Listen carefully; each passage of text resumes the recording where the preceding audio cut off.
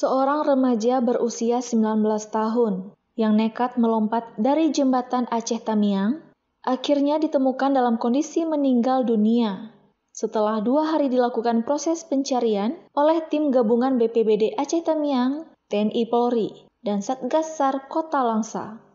Korban ditemukan sejauh 1 km dari lokasi dinyatakannya hilang. Koordinator Pos SAR Langsa Aulia Rahman mengatakan, korban ditemukan sejauh 1 km dari posisi dinyatakannya hilang dalam keadaan meninggal dunia. Alhamdulillah sudah ditemukan pada pukul 12.25 tadi informasi dari rekan-rekan di lapangan, ditemukan tidak terlalu jauh dari LKP, sekitar 1 km lebih kurang 1 km dari LKP.